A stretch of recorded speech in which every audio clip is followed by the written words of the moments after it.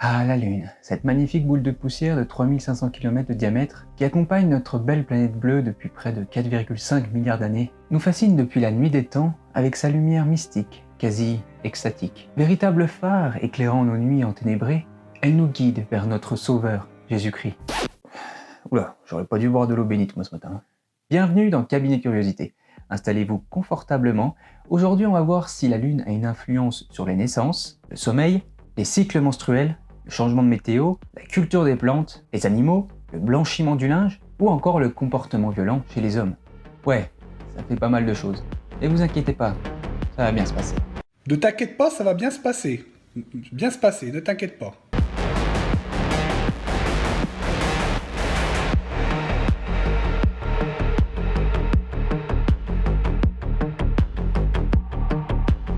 Mais avant de commencer dans le dur du sujet, il est important de faire un petit point sur la Lune.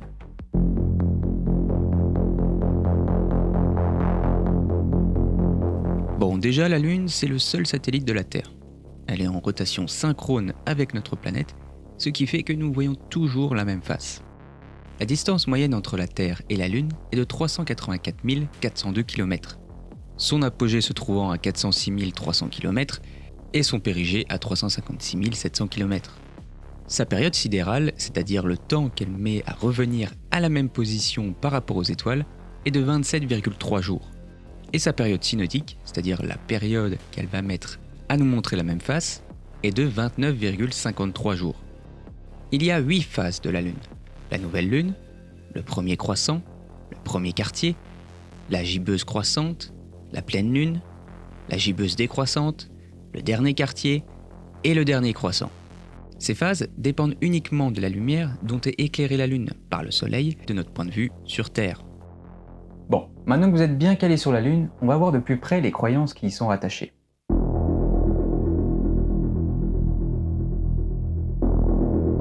On commence ce voyage dans les croyances liées à la Lune avec celle qui est probablement la plus répandue. On n'a jamais marché dessus. Ah la vache! Bah quoi, c'est vrai? Mais non! Et puis c'est pas le sujet. C'est ça. Oh merde là, hein! Bref. Il y aurait selon les adeptes de cette croyance un nombre de naissances plus important les jours de pleine lune que les autres jours. Les naissances et la Lune. Voilà une histoire d'amour qui ne date pas d'hier. Il y a déjà 4000 ans, en Mésopotamie, les Babyloniens voyaient un lien entre leurs dieux, personnifiant la Lune, et les accouchements. Cette croyance est fortement entrée dans l'imaginaire collectif et, étonnamment, plus particulièrement chez les premiers concernés, le personnel médical. Un sondage d'une étude réalisée en 1987 montre que 80% des infirmiers et 64% des médecins urgentistes croyaient en une influence de la Lune. Quelle indignité. Bon, ce sondage est quand même à prendre avec des pincettes à cause du faible nombre de personnes interrogées, mais aussi parce qu'il a quasi 40 ans. Mais ça nous donne tout de même une tendance en montrant que même les professionnels du secteur, qui sont les premiers concernés par les accouchements, et qui ont, normalement, de solides connaissances scientifiques, croient en une relation entre le nombre de naissances et la pleine lune. Bon, ok, c'est bien tout ça, mais c'est quoi la pleine lune exactement? Ça dure combien de temps? Parce que personne ne tient vraiment le même discours sur le sujet. Certains disent que c'est le jour de la pleine lune astronomique, soit moins d'une journée. D'autres disent que c'est une période de 3 jours centrée sur la pleine lune. Et certains vont même jusqu'à dire que c'est une période qui s'étale sur quasi une semaine en prenant 3 jours avant et 3 jours après la pleine lune. Bon, ça m'a l'air d'être un beau bordel tout ça. Mais c'est pas le seul souci. Qu'est-ce qu'on définit comme un nombre de naissances plus important? Ça fait combien ça, un nombre plus important? Pour qu'une hausse soit détectable par un observateur local, il faut qu'elle soit suffisamment importante pour ne pas se noyer dans la masse des variations aléatoires de son quotidien. Si une sage-femme fait en moyenne 5 accouchements par jour, à partir de combien d'accouchements va-t-elle avoir le ressenti d'une forte augmentation? 8? 9? 10? Et après on fera 13, 14, 15, enfin tous les chiffres impairs jusqu'à 22. Mais heureusement, des études statistiques ont été faites sur le sujet. Et ce qui est bien avec les stats, c'est que l'on peut définir à l'avance un seuil au-delà duquel les résultats ne sont plus considérés comme dus au hasard. Ce seuil va dépendre de la taille de l'échantillon. Plus l'échantillon est grand, plus le seuil va être bas. Par exemple, sur un échantillon de 5000 naissances réparties sur 4 ans, ce seuil va être de 15%. Autrement dit, il faudra que le nombre de naissances, les jours de pleine lune, soit supérieur à 15% comparé aux autres jours pour être significatif et pas dû au hasard. Tandis que sur un échantillon de 5 millions de naissances, ce seuil va être fixé à 3%. Logique, me direz-vous. Mais alors, pourquoi je vous emmerde avec tout ça? Ce serait bien, ouais. On n'a pas que ça à foutre que d'écouter tes merdes là. Mais t'es réglé en mode connard ou quoi? Ou t'es simplement devenu plus arrogant? Ma dernière mise à jour s'inspire des conversations sur Twitter pour me rendre un peu plus humain. Ah, ceci explique cela. Mais bon, si tu veux pas finir débranché, tu ferais bien de me changer tout ça. Bref, je disais quoi moi? Ah oui, pourquoi je vous emmerde avec tout ça? Eh bien, que ce soit pour cette croyance ou pour les autres autour de la Lune, beaucoup d'études ont été faites, et beaucoup se contredisent. On va donc voir ensemble, tout au long de la vidéo, des notions qui vont nous aider à faire un tri dans tout ça. Justement, on va pouvoir faire un premier tri en regardant la taille des échantillons et la durée des périodes étudiées. En effet, plus la taille de l'échantillon est grande et plus la période étudiée est importante, moins on a de problèmes statistiques comme les faux positifs, liés au hasard. Les grosses études vont donc avoir une puissance statistique significative. On peut avoir un premier aperçu de tout ça avec une expérience que tout le monde peut réaliser chez soi, en prenant les chiffres de naissance sur le site de l'INSEE, en les mettant dans un tableur et en les comparant avec les phases de la Lune. Bon, comme je n'ai pas envie de me faire chier ici, voici un extrait vidéo de la chaîne Hygiène Mentale et de la chaîne de l'Association Française pour l'Information Scientifique, où justement ils réalisent cette expérience. En fouillant sur le site de l'INSEE, on peut avoir accès aux données officielles de toutes les dates de naissance sur le territoire français ces 50 dernières années, classées jour par jour. Je télécharge le fichier au format tableur. Par exemple, il y avait 2080 personnes nées en France le 1er janvier 1968, 2319 le 2 janvier, etc.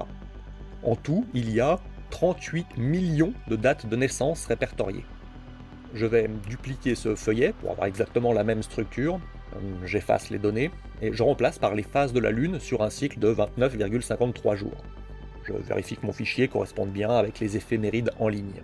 Ainsi, il est facile de faire apparaître dans un troisième feuillet uniquement le nombre de naissances qui ont lieu pour chaque phase de la Lune. J'en fais un graphe, c'est complètement plat. Le nombre de naissances en pleine Lune est seulement à 1800 près de ce que l'on peut attendre du simple hasard, sur 38 millions. Et puis je me suis dit, en fait, je peux très bien aller voir les statistiques de l'INSEE. L'INSEE met sur Internet tous les nombres de naissances par jour depuis 1968. Et du coup, j'ai été voir ça. Et du coup, j'ai tracé le nombre de naissances par jour les premiers mois de 1968 sur 120 jours, c'est-à-dire 3 mois. Et du coup, est-ce que quelqu'un dans la salle peut me montrer les 3 pleines lunes qu'il y a sur ce graphe? Donc après, vous pouvez dire, ouais, peut-être que c'est un conférencier méchant, il a pris pile les 3 mois où on voit pas l'influence de la Lune. Donc je l'ai aussi pris sur 1971. Voilà, est-ce que vous pouvez me montrer les 3 pleines lunes? Avec ces extraits, on voit bien qu'avec une expérience toute simple, il n'y a pas de relation apparente entre phase lunaire et une hausse du nombre de naissances. Bon, une expérience à faire chez soi, c'est sympa, mais qu'en est-il des véritables recherches scientifiques sur le sujet? Des dizaines d'études ont été faites sur le sujet, comme par exemple cette étude de 2001 réalisée sur un échantillon de 70 millions de naissances aux États-Unis, sur une vingtaine d'années. Et la conclusion est qu'il n'y a pas de variation des naissances en lien avec le cycle lunaire. De même pour cette étude sur 4 613 875 naissances en France de 1985 à 1990. Pas de corrélation entre nombre de naissances et pleine lune. Idem pour cette étude sur plus de 560 000 naissances entre 1997 et 2001 en Caroline du Nord. En fait, la grande majorité des études ne met en évidence aucune relation entre la pleine lune et le nombre de naissances. Pourtant, certaines études avec des échantillons importants trouvent une corrélation, comme cette étude menée par un Français en 1986 sur quasi 6 millions de naissances. Mais cette étude a été contredite par plusieurs chercheurs, dont le démographe Laurent Toulmont, à cause de problèmes statistiques apparents. Ouais, pas très concluant donc. Mais une étude récente, réalisée sur plus de 38 millions de naissances en France sur 50 ans, cette fois sans problème statistique, montre une légère augmentation des naissances le jour de la pleine lune. C'est peu mais assez pour que ce soit statistiquement significatif et pas dû au hasard. Mais du coup, ça veut dire qu'il y a bien une influence de la Lune sur les naissances, non? On n'est pas dans l'erreur depuis le début? Eh bien, non. Tout simplement parce que si l'on prend un grand nombre d'études sur un sujet, il y aura obligatoirement quelques études qui n'auront pas les mêmes conclusions que les autres. C'est statistique, c'est mathématique. C'est une des raisons pour laquelle une seule étude ne peut faire office de preuve suffisante sur un sujet précis. La preuve ultime étant la méta-analyse, c'est-à-dire le regroupement de plusieurs études allant dans le même sens. À cette explication, on peut ajouter le biais de publication, qui est le fait que les études montrant des corrélations, des résultats positifs, ont beaucoup plus de chances d'être publiées que celles qui ne montrent pas de différence ou aucune corrélation. On peut dire que la proportion entre les études positives et négatives, si on peut appeler ça comme ça, est complètement biaisée. Mais alors dans tout ce bordel, quelle réponse on peut apporter à l'influence de la Lune sur les naissances? Bon, déjà soyons clairs, une hausse du nombre de naissances suffisamment importante pour que ce soit détectable par une sage-femme ou un gynécologue, c'est de la pure fantaisie. Et pour ça, toutes les études sont unanimes, même celles qui trouvent une corrélation entre influence de la Lune et les naissances. Autrement dit, cette croyance tenace ne vient pas de l'observation des professionnels de santé. Et au niveau des études, on peut dire qu'il y a un consensus sur le fait qu'il n'y a pas d'influence de la Lune sur le nombre de naissances, même si certaines études, avec de gros échantillons, montrent une légère augmentation aux alentours de la pleine Lune, ce qui laisse la place à l'élaboration de théories pour expliquer ces hausses. En tout cas, ce qui est sûr, c'est que le débat n'est pas clos sur le sujet.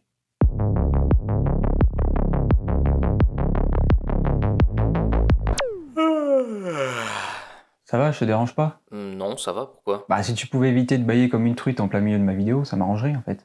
Non, mais c'est parce que je suis fatigué. Cette nuit, c'était la pleine lune, alors j'ai pas bien dormi. Parce qu'une intelligence artificielle, ça dort maintenant. Bah... Attends, après.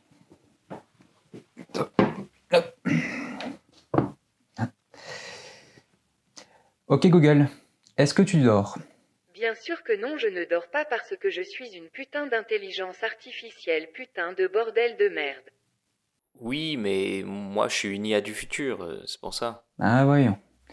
Bref, du coup on va parler un peu de sommeil et de pleine lune. Bah j'ai une info qui pourrait t'aider. J'ai lu sur Femme Actuelle qu'une étude sérieuse a montré qu'il y avait bien une influence de la lune sur le sommeil. Bah voyons, comme si les femmes savaient réfléchir. Wow. C'était quoi ça? Le bruit d'une féministe qui vient d'exploser. Ah quand même. En janvier 2021, une étude publiée dans la revue Science Advances fait pas mal de bruit en montrant qu'il y aurait une influence de la Lune sur notre sommeil. Pendant 2 mois, le sommeil de 98 personnes appartenant à 3 environnements bien distincts a été étudié. Le premier groupe vivait sans accès à l'électricité, le deuxième groupe en avait un accès limité, et le troisième groupe vivait dans un environnement urbanisé.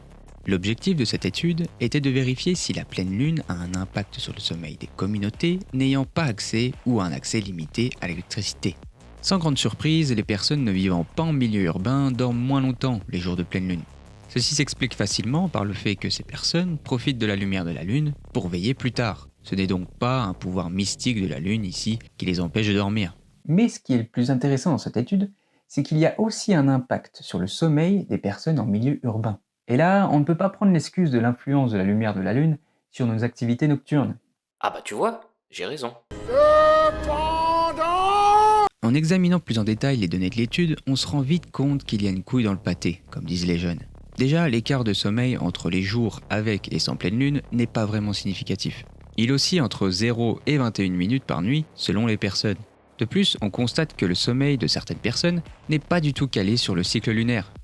Bon, ok, mais pas de quoi casser 3 pattes à un connard, non? Si. Non, si. Oh non. Si. Non. Si. Non. Le plus gros problème avec cette étude, c'est qu'elle ne dispose pas d'un échantillon assez significatif de personnes. 98 personnes, en plus réparties en 3 groupes, ce n'est pas suffisant. Surtout qu'au sein de ces petits groupes, des variations importantes peuvent avoir lieu, car de nombreux paramètres hasardeux ou non, comme l'âge, le sexe, l'alimentation, peuvent agir sur les personnes étudiées. Dans ce cas, difficile de dissocier l'impact de la Lune de l'impact des autres paramètres. Cette étude aurait été bien plus pertinente si elle disposait d'un échantillon plus grand et qu'elle comparait des groupes équivalents avec la même moyenne d'âge et la même proportion homme-femme par exemple. Bon, il y a quelques problèmes statistiques, mais l'étude ne s'arrête pas là. Elle continue en comparant cette fois-ci le sommeil de 463 étudiants de l'Université de Washington. Et elle en conclut une nouvelle fois à l'impact de la Lune sur le sommeil. Mais malgré un échantillon plus important, l'étude reste peu fiable, due cette fois-ci à une période trop courte d'analyse et un flou total sur la composition des groupes. Donc malgré les dizaines d'articles écrits sur les résultats de cette étude, il n'est pas possible, au vu des biais statistiques présents, de conclure à un effet de la Lune sur le sommeil. Oui, bah... je retourne me coucher. Mais tu ne peux pas dormir. Évidemment, d'autres études ont été faites sur la relation sommeil et cycle lunaire. En 2013, une étude a trouvé une durée de sommeil réduite de 20 minutes lors de la pleine lune. Mais encore une fois, le faible nombre de participants, ici 33, et la durée faible de quelques jours de test ne permettent pas de prendre cette étude au sérieux. Bon, maintenant regardons plutôt du côté des études qui ont montré qu'il n'y avait pas de lien entre perturbation du sommeil et influence de la Lune. On retrouve ainsi une étude suisse de 2015 portant sur 2125 personnes. Là, on a enfin une étude avec un échantillon représentatif, et la conclusion est qu'il n'y a pas d'impact significatif du cycle lunaire sur le sommeil. Idem pour cette autre étude suisse de 2014 sur 23 600 nuits enregistrées sur près de 2000 personnes. Et pareil pour cette étude canadienne de 2016 portant sur 5 812 enfants sur 12 pays. Ces 3 dernières études ont des échantillons importants, ce qui représente une puissance statistique significative en faveur de la non-influence de notre satellite sur notre sommeil. Même si, là encore, il faut nuancer parce que celles-ci ne sont pas parfaites en termes de méthodologie scientifique et statistique. L'influence de la Lune sur le sommeil n'a donc pas été encore prouvée, mais quoi qu'il en soit, si celle-ci existe, elle serait si minime que votre sommeil n'en serait pas impacté. Si vous ne dormez pas bien, arrêtez donc de regarder des vidéos TikTok avant de vous coucher, de boire du café en fin de journée, de faire du sport juste avant de dormir, sauf ça peut aider. Ça. Et moi je veux faire l'amour! Je veux faire l'amour! Ou aller consulter, enfin, j'en sais rien, moi je suis pas médecin.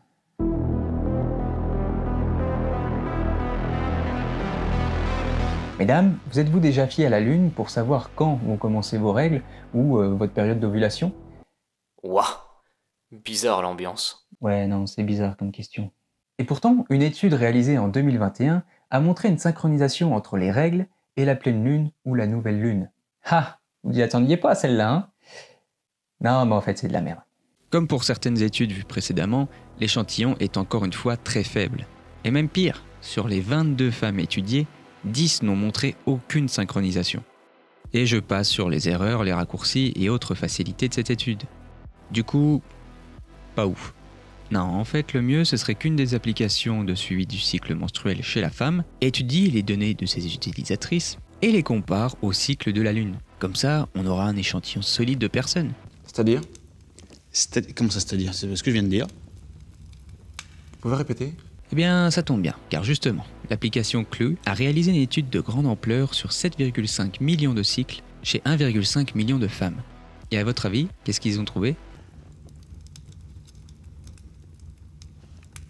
Prenez votre temps. Bah rien, que dalle, pas de zob, aucune corrélation.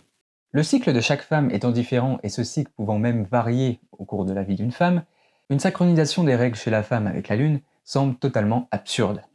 Depuis tout à l'heure, tu parles de cycles, de règles, mais je comprends pas ce que c'est. Les femmes ont leur propre loi ? Ouais. C'est exactement ça, ouais.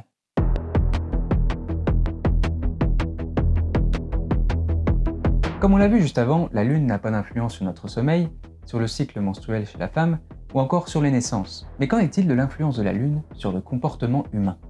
L'influence de la Lune sur le comportement humain fait partie des croyances les plus répandues. Et pas seulement chez les fervents adeptes de croyances exotériques. On retrouve aussi ces croyances chez les spécialistes de la santé mentale. Et oui, comme pour les naissances, les professionnels au plus près des pseudo-phénomènes sont aussi enclins à tomber dans le panneau des biais cognitifs. Selon une enquête réalisée en 1995 aux États-Unis, 81% du personnel du milieu psychiatrique croyait aux effets de la Lune sur le comportement psychologique humain. Et comme pour les naissances, des études vont dans leur sens. Ainsi, ces études auraient prouvé que les soirs de pleine lune, il y aurait une augmentation du nombre d'accidents de la route, de meurtres, de suicides et de violences en tout genre. Comme si la Lune avait ce pouvoir mystique de nous rendre plus violents, plus agressifs et de faire ressurgir nos instincts primitifs. Je suis persuadé que c'est vrai. Le seul truc que je n'explique pas, c'est que toi, tu es désagréable tout le temps et pas que à la pleine lune.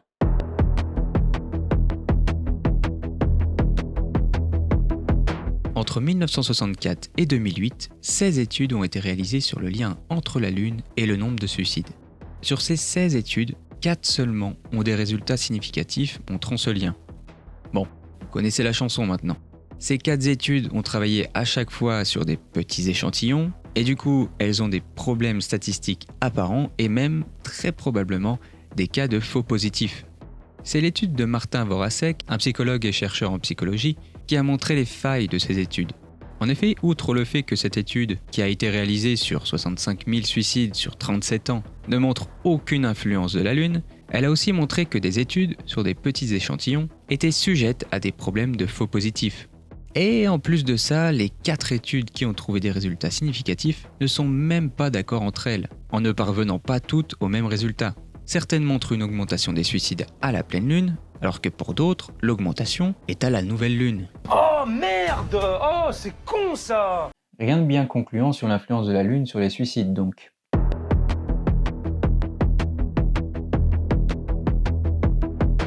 La plus populaire et la plus citée des études dans le domaine a été réalisée en 1978 par Arnold Lieber, un psychiatre américain, dans son livre « Les pouvoirs de la Lune ». Cette étude révèle le nombre de meurtres dans le comté de Dale en Floride et de Cuyahoga en Ohio. Pour les données du comté de Dale, les résultats furent ahurissants. Enfin, c'est le terme employé par Lieber. Comme on peut le voir, le nombre d'homicides est en effet plus important à la pleine lune. Mais on peut voir qu'il y a également un deuxième pic qui correspond à la période juste après la nouvelle lune. Donc si l'on en croit ce graphique, on n'aurait pas que la pleine lune qui influencerait le comportement criminel de certaines personnes, mais aussi la nouvelle lune. Bon ok, admettons. Mais du coup ces données sont assez édifiantes. J'imagine qu'on retrouve les mêmes tendances pour l'étude sur le comté de Cuyahoga. Ah bah non, c'est de la merde. Il y a ici 4 hausses à des moments quelconques du cycle lunaire. Ni à la pleine lune, ni à la nouvelle lune. Bon ok, c'est peut-être que dans le comté de Cuyahoga, ils ont des protections anti-influence gravitationnelle de la lune. Bon mais admettons. Du coup, réessayons quelques années plus tard sur le comté de Dale. Je suis sûr que ça va être la preuve de... merde. Du coup, ce bon vieux Lieber, il a dit de la merde. Pourtant, il a persisté à croire à sa théorie sur l'influence gravitationnelle de la Lune sur le comportement humain, en la modifiant, en réajustant les résultats à sa sauce. Enfin bref, suite à ça, il a été totalement décrédibilisé dans le milieu scientifique. Qu'il démissionne, c'est le seul service qu'il puisse encore rendre à la République. Résultat, rien de bien concluant sur l'influence de la Lune sur les crimes.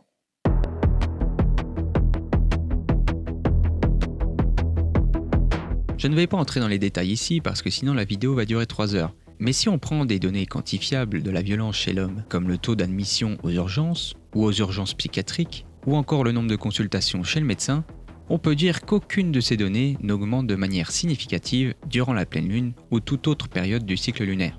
Il en est de même avec le nombre d'accidents de la route, aucune corrélation trouvée. Si vous voulez creuser le sujet, vous retrouverez toutes les études en description. Encore une fois, rien de bien concluant sur l'influence de la Lune sur les violences en tout genre.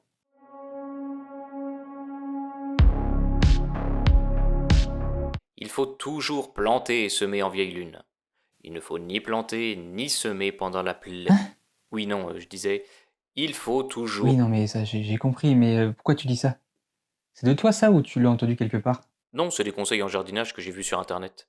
C'est parce que je veux me faire mon petit potager et puis... Oui, non, mais ça, je m'en fous. C'est pas des conseils en jardinage, mais des dictons agricoles qui ont plus de 200 ans. Ouais, n'empêche que c'est hyper pratique pour savoir quand semer, quand... C'est vrai que dans les croyances liées à l'influence de la Lune, on retrouve aussi le fait de cultiver en fonction des phases lunaires.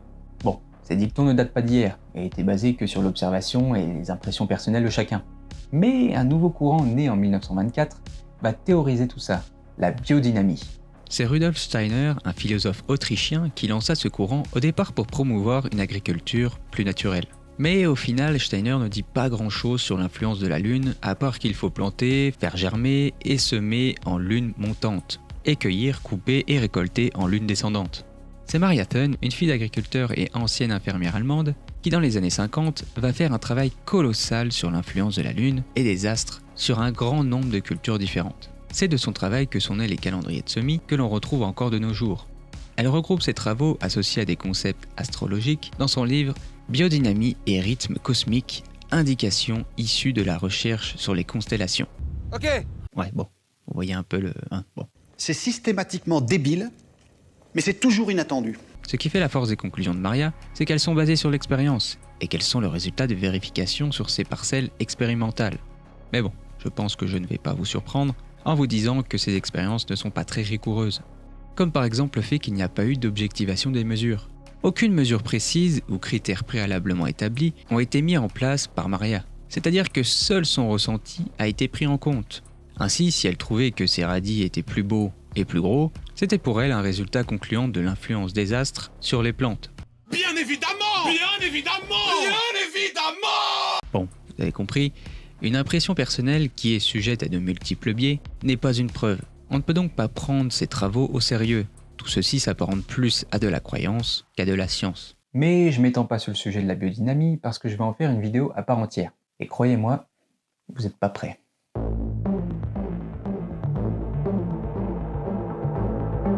Si la nouvelle lune est loin au nord, il vaut mieux s'attendre à 2 semaines de froid.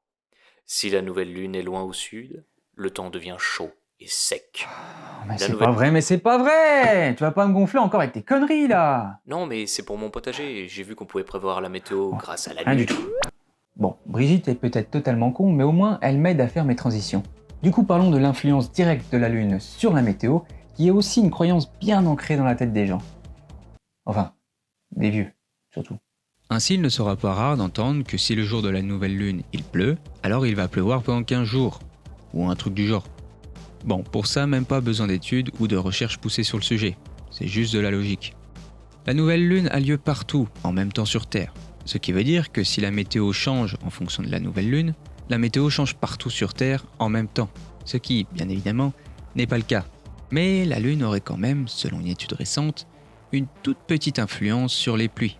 En effet, un article publié dans Geophysical Research Letters par les membres de la New University of Washington montre que les forces des marées de la Lune provoquent une très faible diminution des pluies à l'endroit où la force gravitationnelle de la Lune déforme l'atmosphère terrestre. Mais pas d'affolement ici, ces changements sont de l'ordre de moins d'1% des valeurs de pluviosité. Des changements infimes donc qui ne sont, bien évidemment, pas perceptibles par l'homme. Donc non, il n'y a pas de véritable influence de la Lune sur la météo.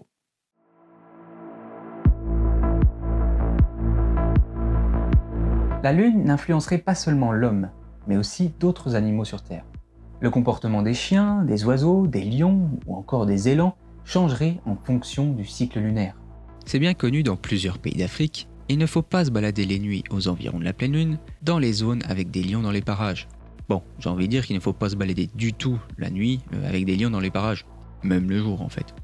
Mais bon, est-ce que la pleine lune rendrait les lions plus agressifs? C'est ce qu'ont essayé de savoir Greg Packer, un biologiste et zoologiste américain, ses collègues de l'université du Minnesota et l'Institut de recherche tanzanien sur la vie sauvage dans une étude réalisée en 2011. L'étude portait sur les attaques de lions qui ont conduit à des blessures ou à la mort d'êtres humains en Tanzanie entre 1988 et 2009. Les chercheurs ont comparé ces données avec les phases lunaires. Le constat est sans appel. Le nombre d'attaques augmente considérablement les nuits suivant la pleine lune. Nom de Zeus! Mais désolé de vous décevoir, encore une fois, pas d'influence mystique de la lune ici. Non. Cela s'explique tout simplement par le fait que les lions sont des chasseurs nocturnes et que c'est plus facile pour eux de surprendre leur proie dans la totale obscurité. Mais alors vous allez me dire, oui, mais c'est totalement con ce que tu dis, il devrait y avoir moins d'attaques les jours de pleine lune. Bon, déjà vous vous calmez, hein. J'essaie de me contrôler, mais j'ai un tempérament plutôt vif. Ensuite, non, tout simplement parce que les attaques ont lieu en début de soirée, après le coucher de soleil, et que les nuits précédant la pleine lune, la lune se lève quelques heures après le coucher du soleil. Contrairement aux nuits avant la pleine lune, où là, la lune se lève avant même le coucher du soleil. Autrement dit, les 10 jours suivant la pleine lune, les félins profitent des quelques heures d'obscurité en soirée, entre le coucher du soleil et le lever de la lune, pour attaquer là où les humains ne sont pas encore couchés. Un jeu de chasse bien particulier développé par les lions pour attaquer une proie bien particulière comme les hommes. Ce n'est donc pas directement la lune qui influence les lions, mais bien les lions qui se sont adaptés à la lumière de la lune et au comportement des hommes. Je suis persuadé que c'est cette saloperie de lune qui a poussé Scar à tuer Mufasa dans le Roi Lion. Non mais... Vas-y, continue. Un bon nombre d'animaux vont avoir un trait de comportement lié au cycle lunaire, comme les coraux ou les oursins qui synchronisent leur reproduction au rythme des marées et de la lumière lunaire. On a aussi le pétrel de Barrow, un oiseau qui est plus actif les soirs de pleine lune, la lumière facilitant la chasse de l'animal. Ou encore les élans qui s'aventurent sur les routes car leurs déplacements sont là aussi facilités par la lumière de la lune, provoquant au passage un nombre d'accidents plus élevé. Mais tous ces comportements s'expliquent facilement par le fait que ces animaux sont exposés directement à la lumière de la Lune ou encore aux forces de marée. Mais qu'en est-il de nos animaux domestiques, et notamment les chiens, à qui l'on attribue le fait d'être plus agressifs les jours de pleine lune? Eh bien, une étude menée en 2000 sur 1671 cas d'humains mordus par des animaux sur une durée de 3 ans montre une hausse importante des cas autour de la pleine lune. Ah bah ça y est, enfin, on tient là la preuve d'une influence non expliquée de la Lune sur les êtres vivants. Ah ouais. Non. Des études réalisées en 2000 et 2003 ne montrent aucun lien entre pleine lune et augmentation des cas de morsure par les chiens. L'étude qui montrait une corrélation n'est pas reproductible, donc elle ne prouve rien. On peut donc dire sans trop s'avancer que jusqu'à preuve du contraire, la Lune n'a pas d'influence sur l'excitation des chiens et de nos animaux domestiques en général.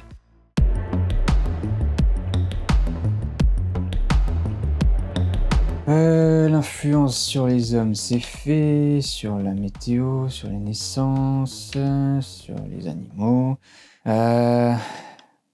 Brigitte, t'as pas découvert un autre truc, toi, pour ton potager, des fois? Non, c'est bon. Je te parle plus de mon potager parce qu'à chaque fois tu m'écoutes pas. Oh, allez, c'est bon, fais pas la gueule. Non mais de toute façon j'ai pas le temps. Je dois aller étendre mon linge dehors. Mais il fait nuit. Oui, bah justement, j'ai du linge blanc à faire sécher. Mais quel est le rapport? Bah la lumière de la lune blanchit le linge. Alors j'en profite pour redonner une seconde jeunesse à mes vêtements. Ah, eh oui, je suis bête. Alors oui, ça peut paraître un peu con comme croyance, mais elle était très répandue au siècle dernier. On attribuait à la lumière de la lune, à l'époque, un pouvoir blanchissant sur le linge. Et c'est de là que vient le dicton « La lune mange les rideaux ». Mais personne dit ça. Bah... Bon. Comme je disais, ça peut nous paraître totalement con aujourd'hui, d'autant plus qu'on sait que la lumière de la lune, ce n'est que la réflexion de la lumière du soleil. Cela impliquerait donc que le soleil puisse aussi blanchir le linge, mais de manière beaucoup plus importante. Genre 500 000 fois plus importante. Bon, ça pourrait s'arrêter là, mais c'était sans compter sur Jean-Paul Parisot, astronome et professeur d'astronomie, qui en 1985 a décidé d'expliquer de manière rationnelle cette croyance.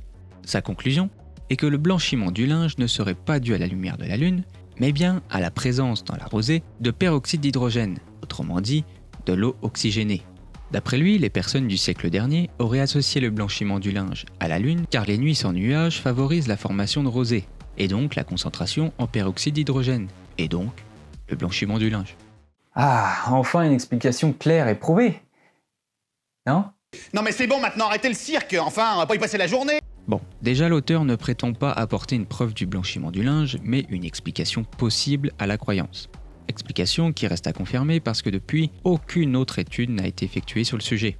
Ensuite, il est vrai que le peroxyde d'hydrogène était autrefois utilisé pour blanchir le linge, et l'est d'ailleurs encore aujourd'hui dans les recettes de solutions blanchissantes maison.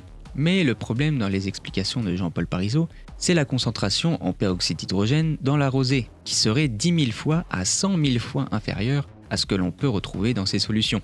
Bernard Le Bouillet de Fontenelle, un scientifique français, disait « Assurons-nous bien du fait avant de nous inquiéter de la cause ». Autrement dit, on devrait s'intéresser aux faits, c'est-à-dire qu'il y a bel et bien un blanchiment du linge les jours où la Lune est visible, plutôt que de chercher une cause à ce phénomène. Et à ce jour, aucune étude rigoureuse sur le sujet n'a été réalisée.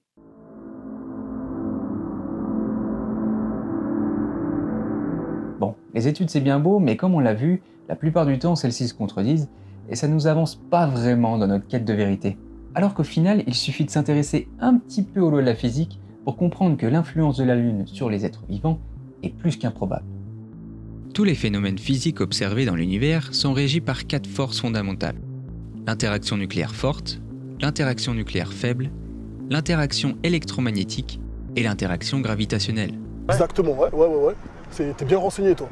Les 2 premières ne nous intéressent pas ici, car elles ont un rayon d'action beaucoup trop faible pour expliquer une influence de la Lune sur nous. En ce qui concerne l'électromagnétisme, c'est la lumière qui pourrait, dans le cas de la Lune, nous impacter directement. Comme on l'a vu, c'est parfois le cas chez les animaux notamment. Mais il s'agit plus d'une adaptation des espèces à la Lune qu'une influence directe de celle-ci. De plus, la lumière de la Lune n'étant que la diffusion de la lumière du Soleil, et que, jusqu'à preuve du contraire, le Soleil n'a pas d'impact sur les naissances, ou bien le nombre d'accidents ou de meurtres, la lumière n'est donc pas une piste sérieuse. Reste alors la gravitation.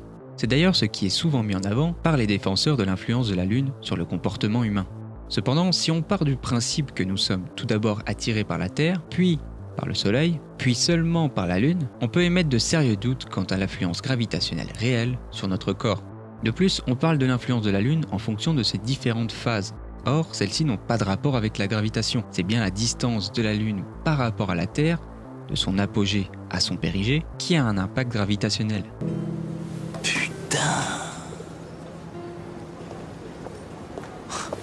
Rien compris, moi.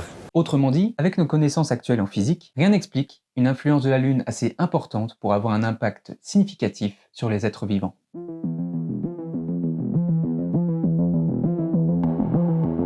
Comme on a pu le voir ensemble, la grande majorité des croyances liées à l'influence de la Lune ne sont que des boniments, des fumisteries, des balivernes. De la poudre de perlimpinpin. Mais alors, pourquoi ces croyances perdurent encore de nos jours, et parfois même chez des professionnels de santé ou encore des scientifiques?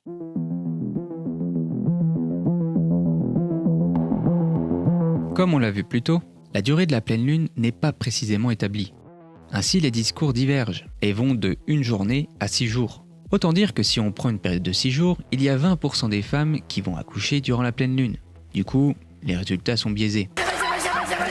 De plus, la période durant laquelle la lune est considérée comme pleine, du point de vue d'un observateur, est de 5 jours. Donc si on prend le cas d'une infirmière qui a eu une grosse journée, ou encore d'une personne qui n'arrive pas à dormir, et que ces personnes à un moment lèvent les yeux au ciel, elles auront 17% de chance d'y voir la pleine lune. Ce sont ces mêmes personnes qui vont attribuer le nombre de naissances, ou les problèmes de sommeil, à la pleine lune justement, alors que cela n'est dû qu'au hasard.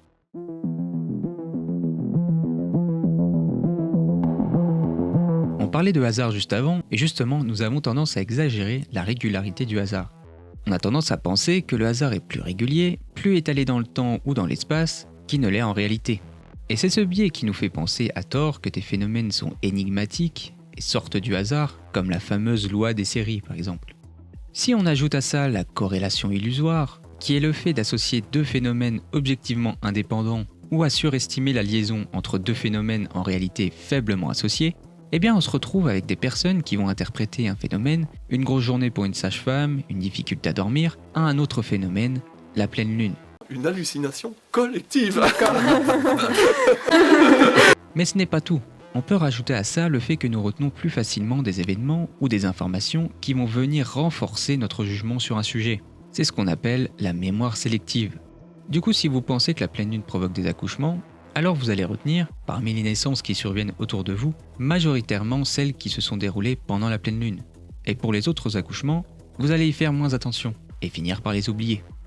Et si vous n'en aviez pas encore assez, j'ajoute à tout cela l'exposition sélective, qui est le fait de s'exposer majoritairement à des sources d'informations allant dans le sens de nos croyances. Ainsi, on va plus facilement regarder des émissions télé, des chaînes YouTube, lire des livres ou encore s'entourer de personnes qui partagent nos croyances. Ah ouais. Tous ces biais vont créer ce que l'on appelle des théories naïves. Autrement dit, des théories simples mais fausses, permettant d'expliquer simplement des phénomènes auxquels on croit.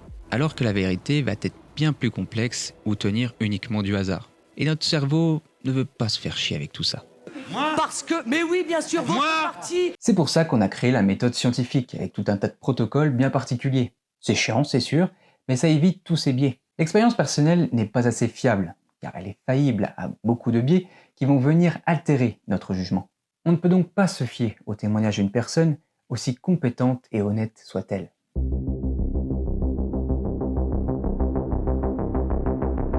Nous avons vu ensemble pas mal de croyances basées sur l'influence de la Lune. Et encore, je n'ai pas tout traité, comme la pousse des cheveux par exemple. Mais bon, voilà quoi. Ah, c'est pas faux. Ce qu'on peut conclure de tout ça, c'est que globalement, il n'y a pas, jusqu'à preuve du contraire, d'effet de la Lune sur notre corps, sur les plantes ou sur les animaux. Aucune preuve solide de l'existence d'une quelconque influence n'a encore été apportée. Et si celle-ci existait bel et bien, son intensité serait tellement faible qu'elle ne serait quasiment pas détectable. Toutes ces croyances ont réussi à perdurer grâce au biais de notre cerveau et à certaines études peu rigoureuses qui ont relancé la machine infernale des médias. La Lune garde tout de même une certaine influence sur les êtres vivants, de par sa lumière et son attraction gravitationnelle comme avec le mouvement des marées. Et sans la Lune, il y a de grandes chances que nous ne soyons pas là. Une forme de vie aussi complexe que l'homme n'aurait probablement pas pu évoluer sur Terre sans la Lune. Celle-ci a permis à notre planète de ne pas connaître des changements climatiques brutaux, préjudiciables au développement de la vie complexe. Brigitte, un mot pour conclure ? un mot. Bah, je sais pas, t'as pas un mot à dire, c'est la fin de la vidéo. Accordéon. Bref, nous n'avons probablement pas tout découvert de la petite sœur de la Terre. Mais ce qui est sûr, c'est qu'elle gardera sa part de mystère et continuera d'alimenter nos fantasmes pendant encore siècles et des siècles. Amen. Amen.